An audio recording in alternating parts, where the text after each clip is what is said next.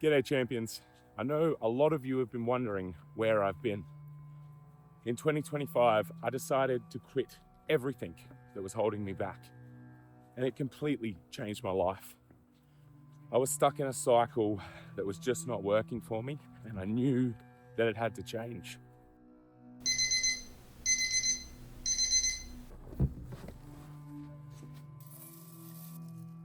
I was overweight. Who am I kidding? I was fucking obese, man. I knew it. I just didn't want to admit it. I embraced it.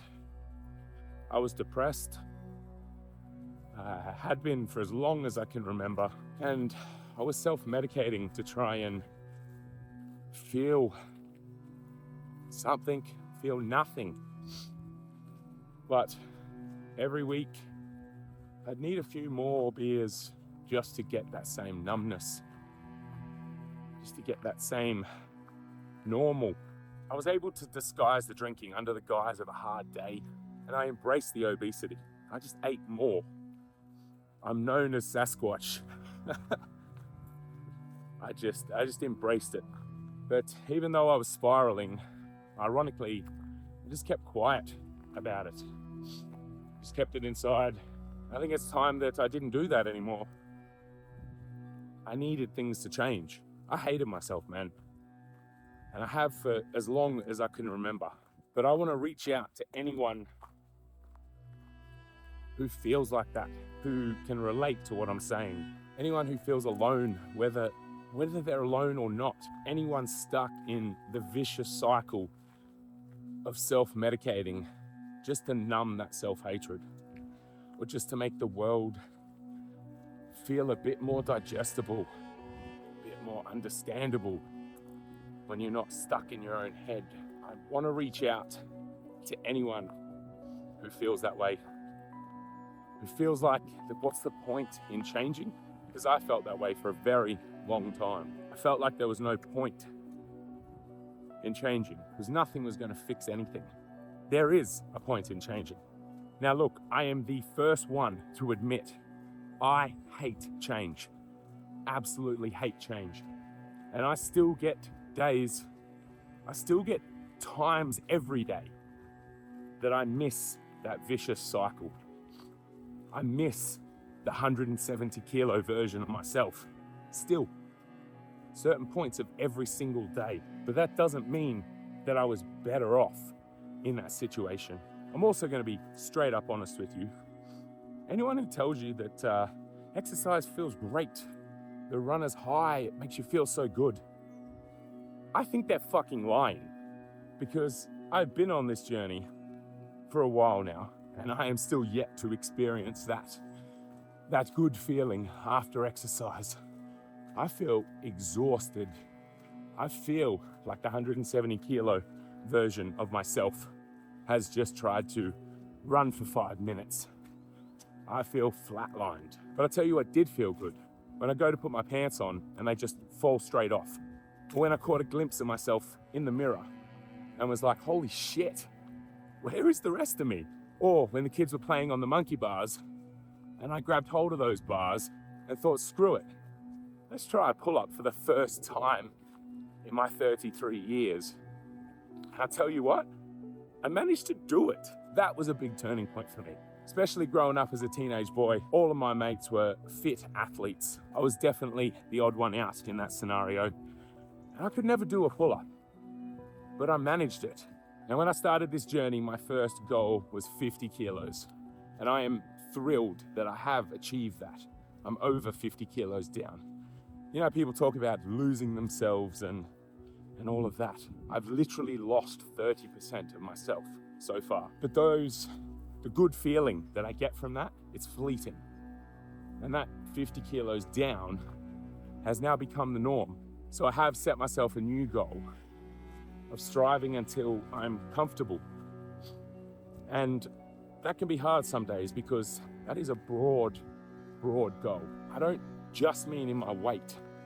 I want to be comfortable in how I look. I want to be comfortable in my fitness level. I just want to feel comfortable. I have never felt comfortable in my skin. And I think subconsciously, That may be part of the reason that I am covered in tattoos. Just want to get to that point of feeling comfortable. And I know that can be a dangerous goal, but I'm very lucky to have the support of an amazing wife. And I know that she will tell me to pull my head in if things start getting a bit crazy or insane. So I am relying on her for that, but I'm still not at that comfortable point yet. Now, a few months into this journey, I hit a massive plateau.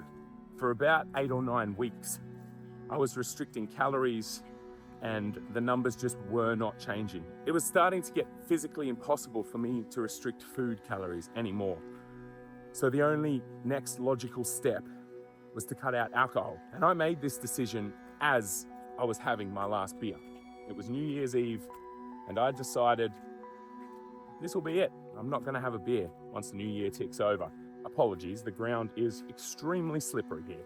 I didn't really tell anyone about this decision, apart from my wife. And in hindsight, I didn't actually tell her.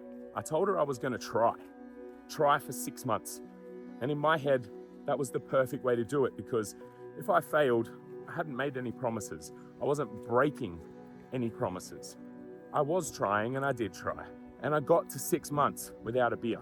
But see, because this decision was made while I was having my last beer, I didn't have time to actually contemplate the decision. I didn't take into account the fact that I would be losing my safe space. I would be losing my ability to numb pain, my ability to clear the chatter and the noise in my head. As strange as this sounds, I didn't assess the negatives of not consuming alcohol. So to say that it was hard some days was an understatement. But the original intent of lowering the calorie intake is what kept me going, because those numbers started dropping again. So I made it to 6 months, and then I pushed to 10, and I made it to 10 months. And now I feel strong in my decision. I feel strong in my self-control and my ability to be in environments where alcohol is being consumed and even offered. And I feel capable to go no. I've turned down free drinks. That is phenomenal to me. I would have never assumed that I would ever turn down a free beer, but I have. And I didn't feel shame about it. I didn't feel guilty about it. I almost feel proud about it, because alcohol is so ingrained in the Australian way of life. And I get that reaction all the time from people when I say, I don't want a beer or anything along those lines, and they go, what? People just don't understand it. It was all about building that self-control and feeling confident in my own willpower. I wouldn't have been able to turn down free beers at the start of the year. Now, don't get me wrong, that confidence didn't come without struggle. I never considered myself to have a drinking problem.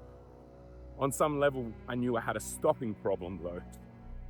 I would have another and have another and have another, just chasing that feeling and that release. But I could easily go for a week without having a beer. I wasn't dependent, or so I told myself. But the very first time I had to stop myself having a beer, that was hard. But now, when I have to stop myself, it's not that hard. I'm filled with more of a feeling of letting myself down and letting my efforts go to waste if I do have one, versus absolutely struggling not to. And look, the goal is also not to never have another beer. I'm sure that I will one day. But at the moment, I'm aiming to feel comfortable in my own skin, and alcohol just doesn't align with that goal currently. Maybe one day it will. But for now, I'm happy not having it in my life. Now, mental health has played a huge role in my life for as long as I can remember. I've got a terrible memory, but I partially attribute that to the fact that I've hated myself for as long as I can remember. And that's not a nice feeling in the moment, let alone recalling it in your memories. It's not something I've ever really spoken about. It's something that I just bury deep down and I cover with a smile and a laugh. But as you get older, life starts throwing more and more at you. You've got more balls to juggle, and it gets harder and harder to keep that mask on. And eventually, everything just comes plummeting down. Mental health has always been something that I knew I needed to get a hold on, but it's always been something that I never wanted to broach. And 2025 was the year that I decided to man up. And it's funny, man up and mental health in the same sentence usually implies toughen up, get over it. But really, when it comes to mental health, man up needs to mean the opposite. Man up. Go see a doctor. Go talk to somebody. Go and get help. It's not weak to admit that you need assistance. It's not weak to admit that you can't do everything alone. Mental health is not a burden that you need to carry by yourself. And I may sound like I'm preaching to the choir here, but it's something I still struggle with every day and find hard to talk about and open up about. Still, it's still a battle, even though I know that it needs to happen. Now, over the last 8 years, I've spent a lot of time researching neurodivergence. Both my kids are diagnosed with ASD, and the more that I learnt, the more that my own life started to make sense. And with more understanding came more self-acceptance and ultimately more self-forgiveness. I was able to stand back from a situation and assess it with a different lens and understand why I was making the decisions I was making and behaving the way that I was behaving. And I was able to forgive myself for making those decisions and accept that that is just because my brain is operating a certain way. Now, I haven't received any formal diagnosis, but I have undergone numerous cognitive assessments, and it has given me the ability to look at my life from a different perspective and understand my own reactions and how I feel in certain situations. It allows me to boost myself in my strengths and better understand my weaknesses and know where I need support and what I need that support to be in that moment. But spoiler alert, after 33 years of masking, I really have no idea who I am anymore, which is quite a confronting thing to run into at my age. Improving my life has been amazing, but it has come at a price though. I stopped making videos. I stopped posting as much. I was drained. My creativity was zapped, and I think I lost a lot of my creative flair. Physically, mentally, and emotionally, I've been drained all year. And that extra energy that it has taken to better myself had to come from somewhere. And unfortunately, it came from the creative aspect of my life. I thrive on creativity. I can hyper-focus on a project or a subject for weeks, months, sometimes years at a time. I can zone everything out, learn everything I need to learn about a specific skill or technique, or just something that I am intrigued with. And losing that drive, that ability to hyper-focus has been extremely hard. It has been extremely hard. I am hoping I can start clawing back some of that zapped energy into that creativeness and start to get that piece back, that piece of me that I do need. But in complete honesty, it was worth it. I had to choose between creativity and me, and I chose me. And I know that once I get to the place that I want to be in myself, that creativity will come back in some shape or form. What that is, I don't know yet, but I'm certain that it will come back once I am happy with where I am. Life is an interesting journey, man. I'm nowhere near where I want to be, but I can honestly say that I am as close as I have ever been. But this time, I'm building something new. I'm not just building a new body or a new habit. I'm building a new existence, something that's sustainable and something that is going to work moving forward, something that I can be proud of. If you're stuck like I was, this right here is your sign. Quit what's killing you. Build the you know that you can be. And if you're ready to come along for the journey, then hit that subscribe button. There's heaps more coming, but not like the old stuff. Stay safe, look after yourself, legends. Until next time, I will see you soon.